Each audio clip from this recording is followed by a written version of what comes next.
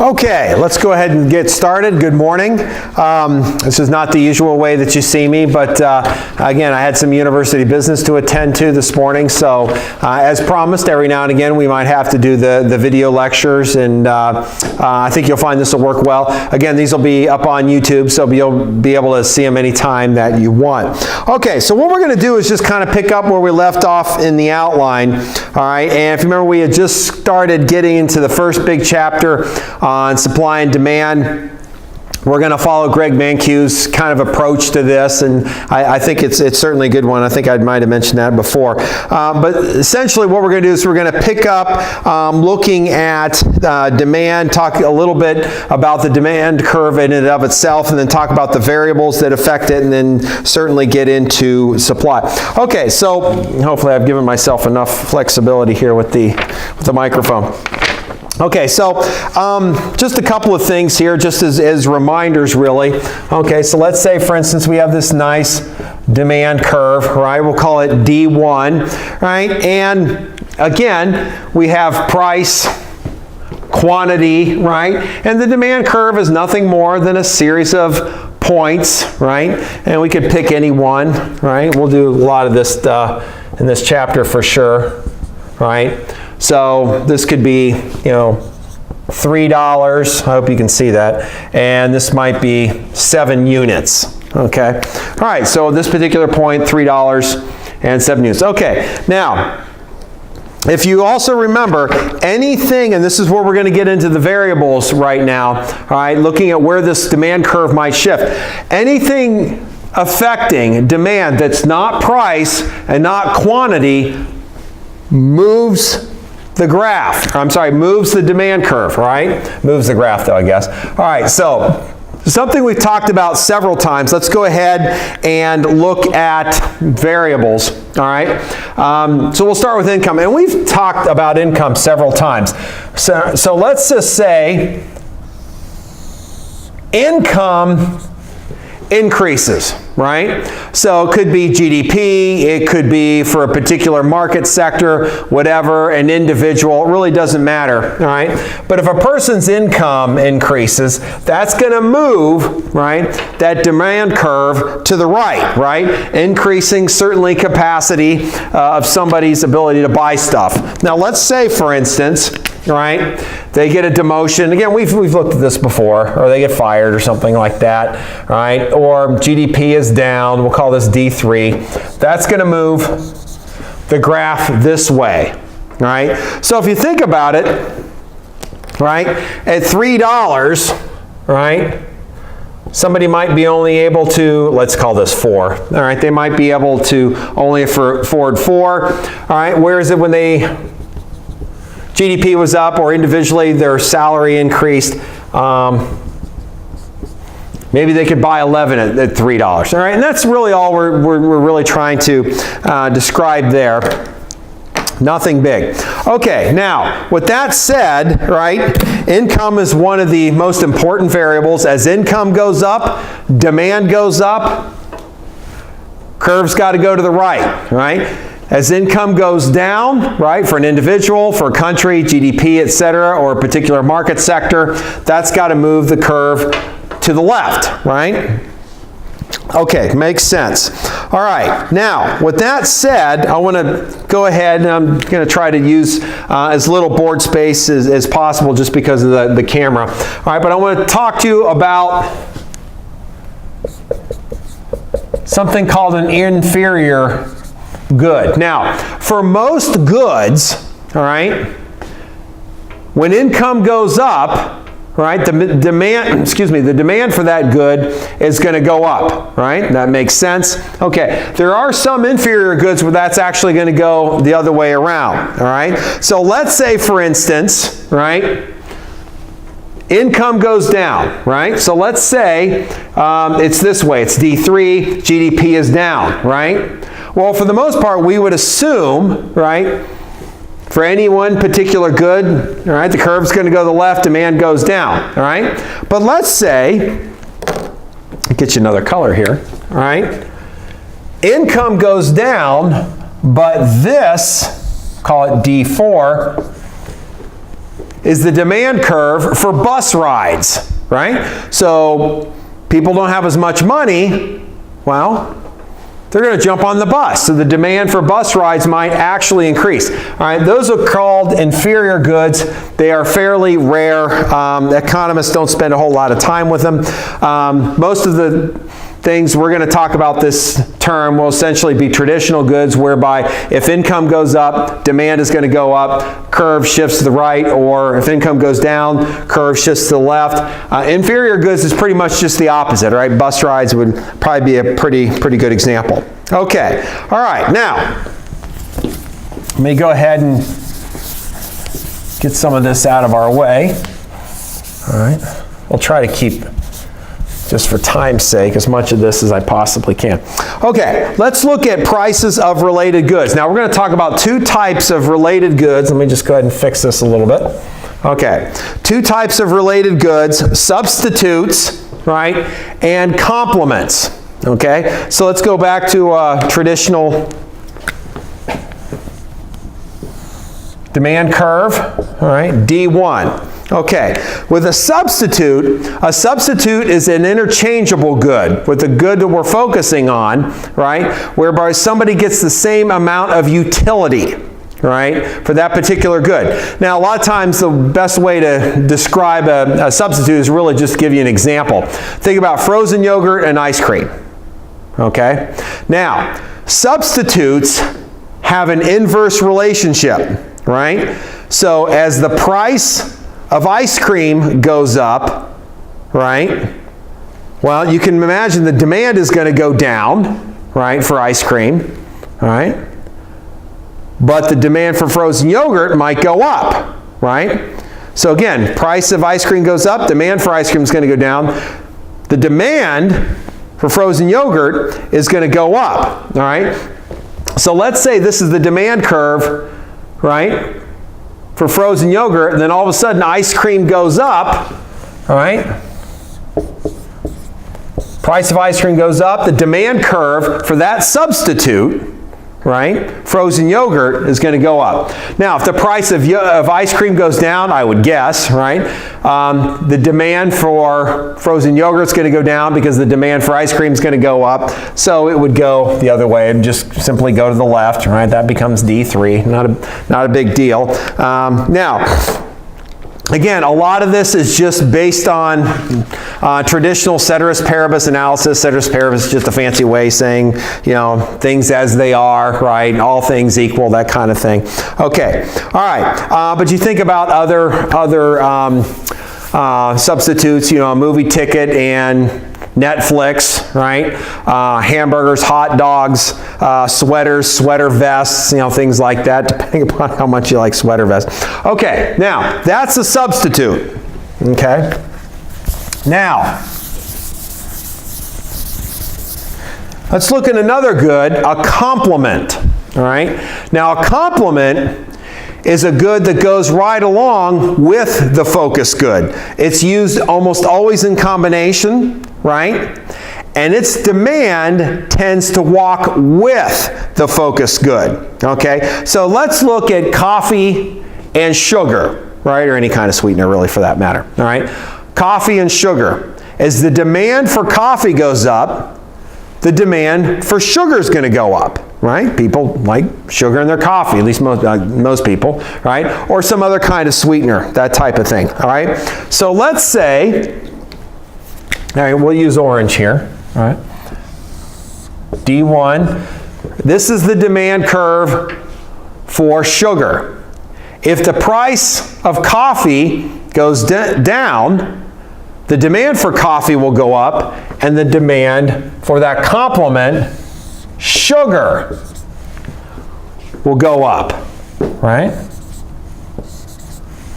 We're just moving the demand curve. Now notice, it actually what changed our demand, right, for sugar was actually the price of that complement good, right? The good, again, coffee being our focus good, all right, complement good being sugar. Okay, now, by the way, when it comes to that complement, it doesn't matter where the price was, right? Now, you might think in the long run, right? So again, demand for coffee goes up, right? the demand for sugar is going to go up. Those that sell sugar could probably raise their price at some particular time, and you see this a little bit here on the graph, but we don't have to get into that necessarily. Okay, now think about some others: peanut butter and jelly, computers and software, gasoline and cars, things like that that are complements. And by the way, they can always also be goods and services mixed with each other. It just doesn't have to be two goods or two services. All right, it really doesn't matter. Okay, but you can kind of see that. All right, so again, when it comes to substitutes, they go in different directions. Complements, they go in the same direction. So we always have a focus good, and then we look at its substitute, and we look at its complement, assuming they have them. Okay, now, the third variable that we're going to look at is taste.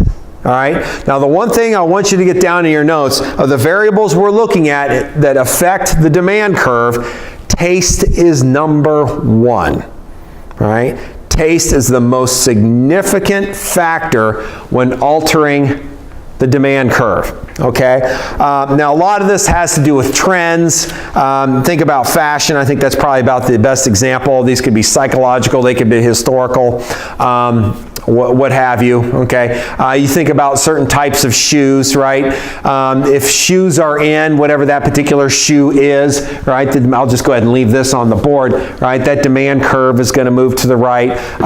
Once that particular shoe is no longer in vogue, right? Well, then that demand curve is going to move to the left. But tastes you're going to find not only in clothing, you find them in automobiles, you certainly find them in foods, anything that affects lifestyle changes. Could be music, it could be entertainment, it could be all sorts of things, all right? Just taste. What are the dominant tastes? What do people like? And remember, marketers and advertisers will always chase that taste, right? And if they're chasing that taste, they're going to move, right, that demand curve, all right, to the right. Okay, now, something that could be somewhat related to each of these first three variables that we've looked at, okay, is really expectations, right? Thinking about what the future might bring, okay? And a classic example of expectations would be a belief that there's going to be a tax cut. Thinking that there's going to be a tax cut, okay? Now, interestingly enough, right, research has shown is that the expectation of a tax cut works just about as well as the actual tax cut does in terms of moving demand. All right? Now, if you think about it, if Americans believe, right, or any population, doesn't really have to be Americans, if they believe they're going to get a tax cut, they might start spending what they think that new money is going to be now and drive demand immediately. Now, we actually just saw this, right, recently in this country with the recent tax cuts, all right, whereby President Trump had campaigned on tax cuts, people believing that might take place. That certainly increased demand, certainly in the short run. We'll see how long it carries out. But nonetheless, these mere expectations, right? If you think individually you're going to get a raise, right, you might start spending that money right away. Okay, so expectations work the same way. If you expect income to change, you expect you're going to get a tax cut, which again, you know, is an increase in take-home pay, right? And another form of, or another way to measure income. You think tastes will change. You think the cost of complements and substitutes might change, etc. Okay, and then lastly, the number of buyers. Okay, now we've talked about this a little bit, but in a different context, right? We know, right, that there's greater demand in countries that have more people, right? Now, maybe not for all goods, but certainly staples that all, you know, things that all people have to have, okay? So, we'll just make this a little overly dramatic, I guess. In a sense, we'll go ahead and change colors, right? But let's say this is the demand curve, right, for anything, all right? It could be cars, right? Well, if you increase the number of people that could possibly buy a car, right, well, you're going to increase the demand. If you decrease the number of people that could possibly buy a car, right, well, instead of going to the right, sucker's going to go to the left, right? Okay, so pretty simple. Now this is why entering markets and exiting markets become very, very important. If you think internally to a particular firm that's trying to judge where their demand curve ought to be, it's pretty important, right? Entering a market, you're going to expand the number of buyers. Getting out of a market, you're going to shrink the number of buyers, and it will affect your demand curve. Okay, so let's go ahead and maybe get a fresh graph here. Okay, and we'll start looking at supply. Now what we're going to do here is really just kind of do what we did with the demand curve. We kind of plotted one very easily, very, very quickly. All right. Okay, so let's go with, all right, again, this is something I might ask you to do on an exam or homework. All right. Okay, so we've got price here. All right. Quantity there. Okay, and let's go 0, 50 cents, $1.50, 2, 2.50. Let's go up to 3 here. All right, $3 here, and let's go in individual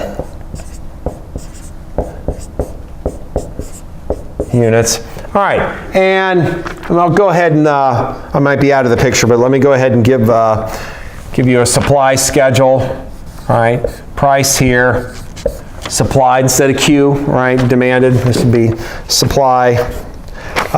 So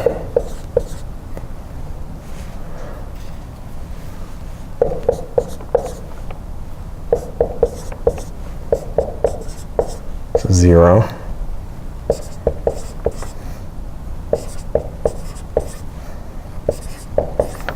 Okay, so all I did here is price 0, 50 cents, $1.52, 2.53. All right. And how much are you going to supply? Okay.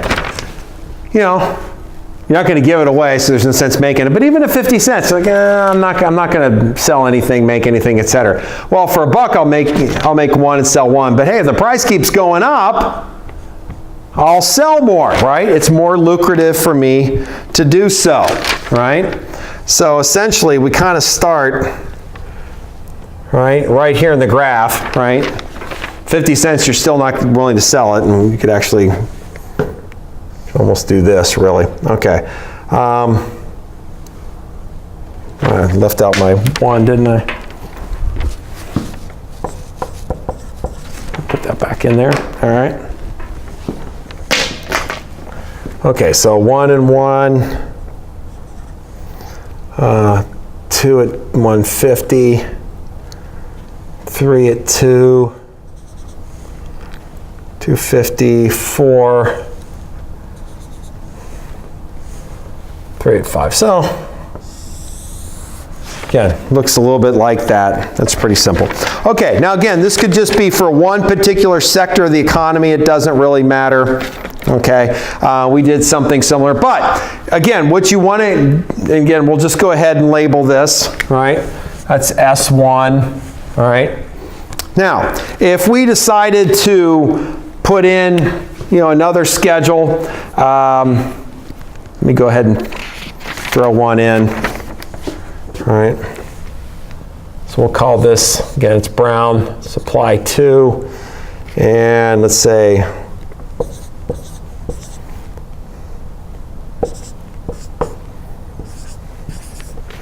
okay. And this would look something like, 0 to $1, and we won't go ahead and plot it, but all right, looks something maybe a little bit more like that. So at 3, you're willing to sell 8. It would have to go, actually look a little more like that, I guess. Okay, but really doesn't matter. Now, if you remember when we were first introducing the demand curve, all right, we looked at one schedule, and then we threw in another, and then we started talking about aggregate demand. What we need to do now is talk about aggregate supply. All right? And essentially all we're doing is taking all of these small, right, supply curves, right, and adding them together. So I'm just going to go ahead and do what I did. All right?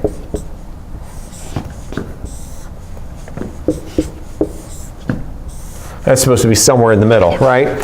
So fairly steep, fairly flat, something in the middle.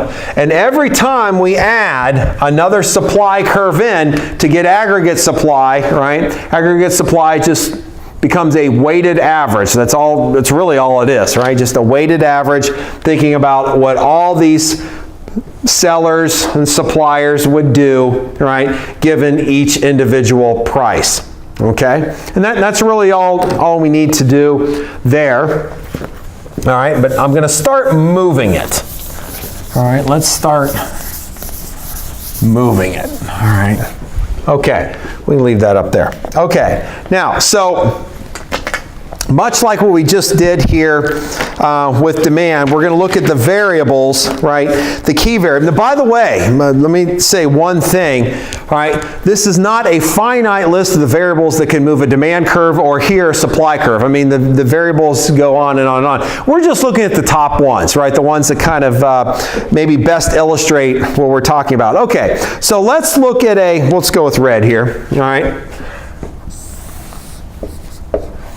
Our supply curve, we'll call it S1, okay? And let's look at what might move the supply curve. Now again, anything other than, just like with demand, anything other than price or quantity, if something changes other than price or quantity, right, it's got to move the curve. It's not going to be a point along the curve, it's going to move the curve. Okay, so let's look at input prices. Right? As input prices go up, right, supply goes to the left, right? So let's say the price of inputs goes up, right? You're not going to be able to supply as much. It costs too much, right? So the cost of those inputs, right? Think of a rare earth, right? So I've got my phone here taking my time to make sure I get you out of here. But think of all the rare earths that go into this. Those would certainly be, or plastic or what have you, things that go into that particular cell phone. As those inputs go up, right? Apple or Samsung or whoever, they're going to make fewer of those, and the curve's going to go to the left. Now, let's use another color just for dramatic effect. All right, let's say the cost of those rare earths go down. Let's say they find a new lithium mine in the middle of the African continent, right? Supply going up, right? Well, call that S3, right? A discovery of a new lithium mine will go ahead and move that curve to the right, increasing supply, all right, increasing supply. All right, so it shouldn't be too much of a surprise to you there. Okay, now let's talk about technology. Now technology tends to be like a one-sided factor, right? Okay, so I'll tell you what, let me get a fresh supply curve here. Okay, and let's go back to red. Okay, technology almost always improves things, okay? So almost always when technology improves, makes things generally cheaper, everything cheaper, right? Supply is going to move to the right. It's going to expand supply, okay?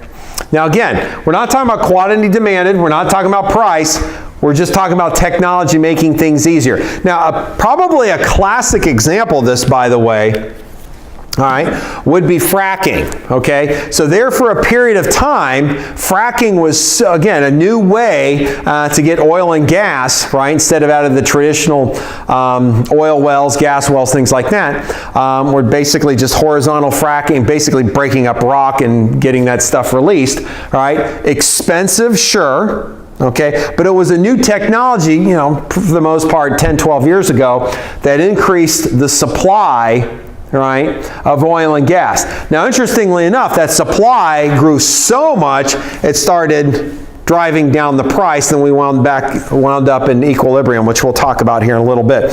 But again, almost never does technology go the other way. Probably about the only example I could give where technology would perhaps move the supply curve to the left would be if technology became illegal. So if some forms of mining, some forms of economic activity became illegal, well then, it's not that technology, regressed, it's just, you can't use it anymore.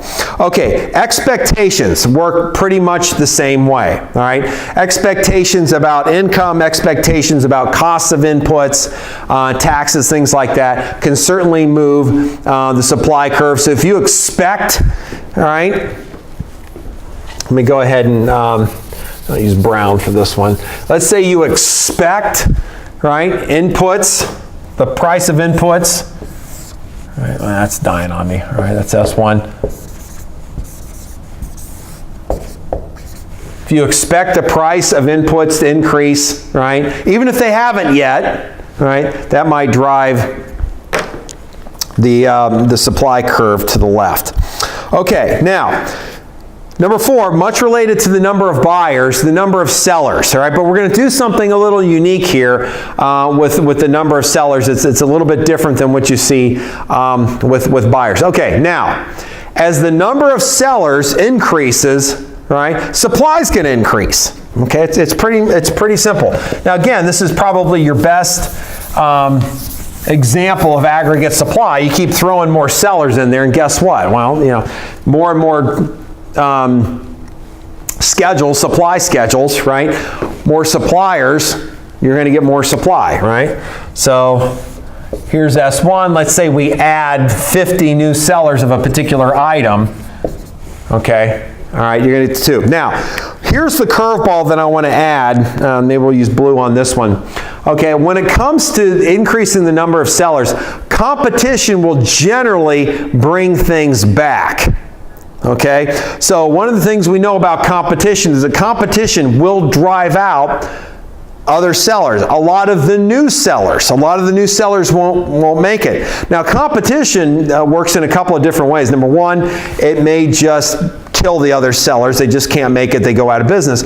Or one seller gobbles up another seller, right? So it could be acquisitions, mergers, mergers, consolidations, things like that. So one thing I want you to get in your notes is that although if you add sellers in the short run, right, you're going to increase supply. Well,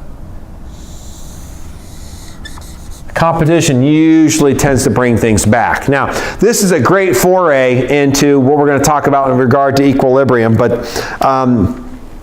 nonetheless, it's something that I just kind of want to mention. And of course, when you have more competition, the price is going to go down, but you're going to wind up curling right back up, back around, I should say, and the price will go up. Okay, all right. So again, what we've done so far is we've set the stage for demand, we've set the stage for supply, and now what we're going to do is throw them all together. Okay, so we'll start with a fresh. Again, give yourself maybe a fresh page of notes and use your colored markers there. Okay, all right, so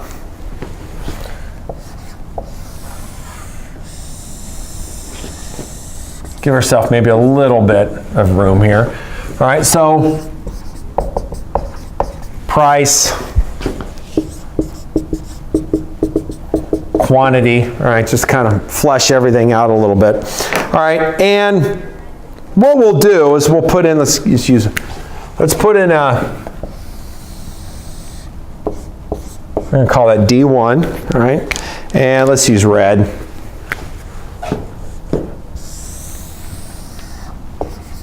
All right, we've got a demand curve, we've got a supply curve, and now what I want to do is plug in, let's use this maroon color here, let's plug in the equilibrium point, all right?